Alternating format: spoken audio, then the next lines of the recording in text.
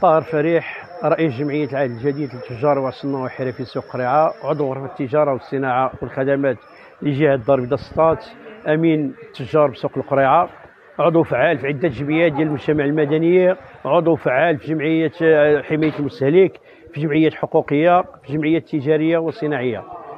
تينعقد هذا الجمع العام العادي كما جرت به العادة داخل سوق القريعة في المركب التجاري اللي تيتعد هو سوق القريعة أكبر محلات ديال التجارة. والجمع العام لتنقيح المكتب، يعني كما جرت به العاده كل فتره تيكون جمع العام ولتدارس القانون الاساسي والقانون الداخلي ديال السوق والقانون المالي. ولهذا حنا جينا في اطار المفهوم الجديد للسلطه اللي نادى به سيدنا هو تقريب الاداره من المواطنين. حنا كجمعيه ديال المجتمع المدني وكاعضاء ديال في مكتب غرفه التجاره والصناعه والخدمات لجهه الدار البيضاء السطات ما بغيناش نبعدوا على التجار حتى يهبطوا السنتر فيل شاري محمد الخامس للغرفه ولا شي حاجه. ارتئينا وسط المحلات ديال التجاره الناس في هذا الجمع العام. ولهذا راه الناس كلشي خدامين وكلشي ناشطين لتدارس المشاكل ديال السوق والنظره المستقبليه ديال السوق. وتعرفوا حنا مقبلين على كان عندنا عده اجتماعات في عمليه الفداء امير السلطان مع السلطات المحليه والسيد العامل والسيد الوالي وكذا.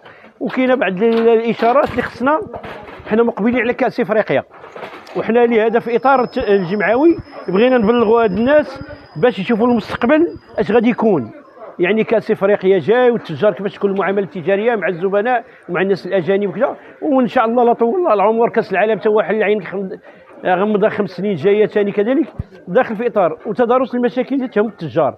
كاين عده ارهاصات تهم التجار من التنظيم من الباعه من الاناره من الترصيص عده ماشي من السوم الكرائيه المرتفعه اللي قطعنا في اشواط اللي قامت بهم الجمعيه بواحد الدور فعال في هذا الشان بمراسله السيد وزير الداخليه السيد وزير الماليه الساده عمال صاحب الجلاله وعلى العملات وكذلك الساده الولات باش نشوفوا هذه الاشكاليه المستقبليه. وكاين عندنا بعض الامور اللي خصنا نبلغوا التجار بها في هذا الجمع العام. يعني هنا قريب للتجار منهم واليهم باش يكون واحد الاجماع واحد الانصات وباش تزيد هذه الجمعيه بالتجار وبتصل في التجاره كما جرت به العاده. هذه الجمعيه عبد ربي مؤسس ديال هذه الجمعيه سنه 2000، يعني هذا هو عقدين ونصف من الزمن، يعني ما سهلاش باش دير واحد 24 سنه ولا 25 سنه في واحد العمل جمعوي في السوق وتكون عندك الكلمه موحده مع الناس ومع الاداره العموميه راه ما يمكنش. اللي خصك تكون شاد العصا من الوسط تمشي مع التيار. لهذا الله يجزيكم بخير حنا تناديو بالحضور ديال الاخوان ومكاينين وغادي ينطلق الجمع العام ان شاء الله وتدارس المشاكل اللي تهم التجاره وبالاخص سوق القريعه. ما غاديش يطرا شي تغيير على مستوى المكتب هذا المكتب او من داك الشيء تيبقى الصلاحيه للرئيس اللي عبد ربي يعني عاطيه المكتب الصلاحيه هو اللي تيقرر.